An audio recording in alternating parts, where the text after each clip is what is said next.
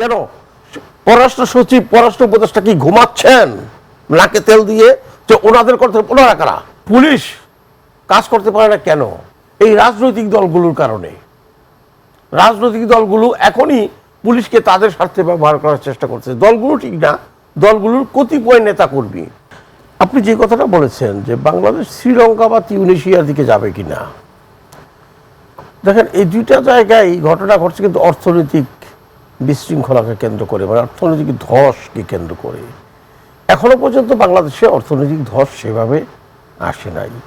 এখন যে পরিস্থিতিটা বাংলাদেশে বিরাজ করছে, এটা কোনো মানে আপনার হেমায়তপুর থেকে ছেড়ে দেওয়া কোনো লোকও বলবে না যেটা স্বাভাবিক অবস্থা বিরাজ করছে। একটা অস্বাভাবিক পরিস্থিতি বাংলাদেশে বিরাজ করছে। এটা ইকতেদার ভাই অবশ্যই সমর্থন করবেন আমার কথা, জোর দিয়ে বলছি। কেন? আপনি একটা গভর্নমেন্ট ক্ষমতায় থাকতে এত ক্রাইম হবে দেশে, পুলিশ আছে, বিজেপি আছে, র্যাব আছে, আবার আর্মিকে আপনি ম্যাজিস্ট্রেসি পাওয়ার দিয়েছেন, তারাও মাঠে আছে। তারপরও ক্রিমিনালরা একের পর এক ক্রাইম করে যাচ্ছে, আর আপনারা বলছেন ব্যবস্থা নেওয়া হবে। স্বরাষ্ট্র উপদেষ্টা রাত্র 3টার সময় প্রেস ব্রিফিং করে, মানে হাউ ফানি। রাত্র 3টায় কেন? আপনি পরদিন ভোরে করেন, সকালবেলা করেন, 3টায় করেন কেন? পরের হলো 3টায় করার, সবকিছু রাতে আমি দেখতেছি। এখানে কথা হলো কি, পহেলা রাত্রে বিড়ালটা মারতে হয়, একটা কথা আছে, একটা গল্প আছে। আপনি কিন্তু রাষ্ট্রীয় ক্ষমতার খুব কাছে ছিলেন, তো আপনি সেখান থেকে দেখে আসছেন কিভাবে করে যেগুলো চালাতে হয়। সেই জায়গা থেকে আপনার পর্যবেক্ষণ কি, যে এখন দেখেন আমরা যখন রাষ্ট্রীয় ক্ষমতার কাছাকাছি ছিলাম, ক্ষমতা কেন্দ্রের কাছাকাছি ছিলাম, ক্ষুদ্র পদে ছিলাম, প্রধানমন্ত্রীর প্রেস উইংয়ে কাজ করতাম। আমাদের একজন প্রেস সচিব ছিলেন অত্যন্ত অভিজ্ঞ, 3জন ডেপুটি প্রেস সেক্রেটারি ছিলেন, আমরা 3জন অ্যাসিস্ট্যান্ট প্রেস সেক্রেটারি ছিলাম। 5 বছরের মধ্যে কেউ বলতে পারবে না আমাদের প্রেস সেক্রেটারি কোনো ব্রিফিংয়ে বক্তব্য রেখেছে ফরমালি। আজকে দেখলাম টেলিভিশনে যে জাতিসংঘের মহাসচিব গুতেরেস বোধহয় বাংলাদেশে আসবেন আগামীকাল, সেটা ফোকাস করলেন কে? প্রধান উপদেষ্টা প্রেস সচিব। কেন পররাষ্ট্র সচিব পররাষ্ট্র উপদেষ্টা কি ঘুমাচ্ছেন নাকে তেল দিয়ে যে ওনাদের করতে ওনারা কারা? রাষ্ট্রীয় যে সিদ্ধান্তের ব্যাপার, রাষ্ট্রীয় কর্মসূচির ব্যাপার, এগুলো প্রধান উপদেষ্টা প্রেস সচিব কেন ব্রিফ করবেন? পৃথিবীর ইতিহাস এরকম নাই। আমরা 111-এর সময় তখন সৈয়দ ফাহিম মুনায়েমে ওইটা ব্রিফ করতো, যেটা ক্যাবিনেট মিটিংয়ে যেটা হতো উনি সাংবাদিককে জানাতেন, কিন্তু এটা উনি জানাবেন কেন? আমরা দেখতেছি প্রতিদিন।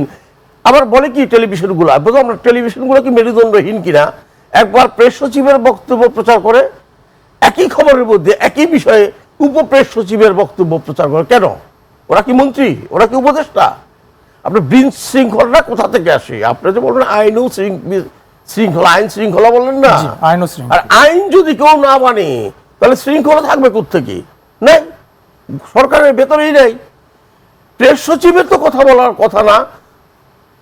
আপনার ইউএন সেক্রেটারি জেনারেল আসবেন, সেটা পররাষ্ট্র উপদেষ্টা বলবেন। এটা মানে একটা জিনিসের তো দেখারও একটা সৌন্দর্য আছে, মানুষের তো গ্রহণের ব্যাপার আছে। উনি কেন বলবেন? পুরোপুরি গোষ্ঠী স্বার্থ। আমি যদি রাজনৈতিক দলগুলোকে বা রাজনৈতিক শক্তিগুলোকে বাংলাদেশের বর্তমানে যদি গোষ্ঠী হিসাবে বিবেচনা করি, তাহলে গোষ্ঠী স্বার্থের কারণে এই বিভক্তি এসেছে। বিএনপি হলো একেবারে এক্সপেক্টেড ক্ষমতায় যাওয়ার দল বর্তমান পরিস্থিতিতে। আওয়ামী লীগ নাই, তারা ওয়াকওভার পেয়েছে, তারা ক্ষমতায় চলে যাবে, গোল দেখ আর না দেখ। জামায়াত সেখানে বাগড়া দিচ্ছে যে বিএনপিকে কিভাবে ক্ষমতায় যেতে না দেওয়া যায়। সেখানে তারা ওই গাঁটছড়া বাঁধার চেষ্টা করছে। এই যে নতুন যে দলটা হলো জাতীয় নাগরিক পার্টি, নাগরিকদের জাতীয় পার্টি নাকি জাতীয় নাগরিক পার্টি, ওটা আমার ভুল হয়ে যায়, বয়স হয়েছে তো, আমার নাগরিকদের জাতীয় পার্টি বলে ফেলাই। তো তারপর জাতীয় পার্টি আরেকটা আছে, জাতীয় নাগরিক পার্টি, তাদের সাথে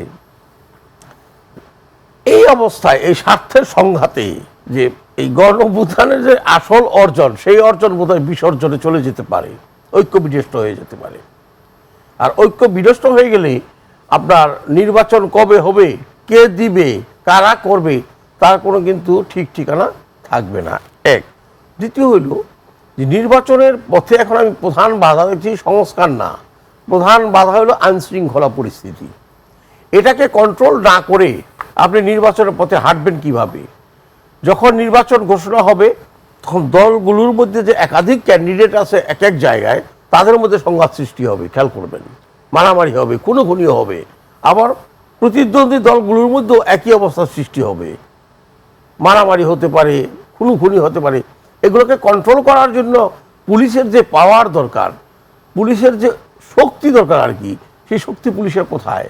পুলিশ তো অসহায়, পুলিশ কোনো কাজ করতে পারে না, কোনো কাজ করতে পারে না, এই মুহূর্তেও না। দেখেন, পুলিশ কাজ করতে পারে না কেন? এই রাজনৈতিক দলগুলোর কারণে। রাজনৈতিক দলগুলো এখনই পুলিশকে তাদের স্বার্থে ব্যবহার করার চেষ্টা করছে। দলগুলো ঠিক না, দলগুলোর কতিপয় নেতা কর্মী তারা পুলিশের উপর প্রভাব খাটায়, তাদের কর্মীরা অ্যারেস্ট হলে থানায় হামলা করে ছিনিয়ে নেওয়ার জন্য কোথাও ছিনিয়ে নিয়ে যায়।